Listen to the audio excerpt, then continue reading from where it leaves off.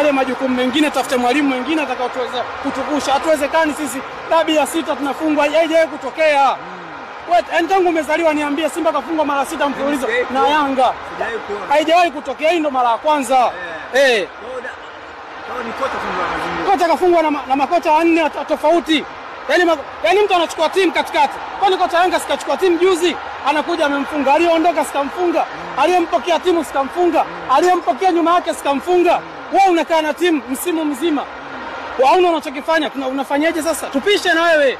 Umeshindwa kutimiza anajipigia. Fadu ameshindwa kutimiza majukumu yake. Regardless kama ametupeleka finali msimu uliopita kwa kombe la shirikisho, tunamshukuru mwalimu Fadu. Lakini kwa hapa alipofikia tunasema apumzike, yani wallahi apumzike. Wengine walikuwa wanalaumu viongozi. Kiongozi anacheza mle. Yaani kiongozi, unajua kuna watu wakati mwingine wanaweza kulaumu mule. Utakuja utamlaumu Mangungu, utakuja utamlaumu nani. Mangungu anacheza mle. Mangungu anapanga timu. Timu sikaipanga Fadlu.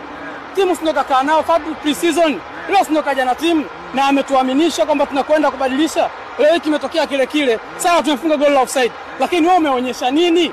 Kwenye dakika 90 mtu ambaye umeonyesha nini? Kitu ambacho tunasema leo hii sisi labda referee ametuminya, ametuonea, atufiki na tukifika tunafanya vitu vya ajabu. Wanasema anapia kitani kwa kitu hapo siku ndio waamuzi wanatunyima.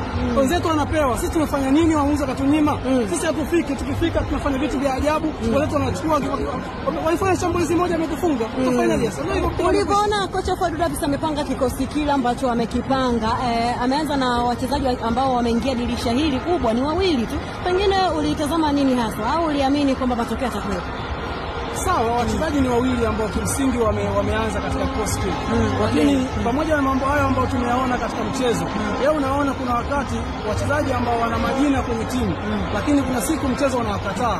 Kwa kuna wakati lazima kocha akubali kwamba siku leo mchezo unamkataa. Tuliamini, tumekaa pale kwa tunaamini kabisa. Leo Ahwa anaenda nje, lakini unashangaa unamtoa Mpanzu unamwacha Ahwa ndani. Mtu ambaye kila siku anakufelisha. Tunafanyaje? Tunafanya nini kila siku jambo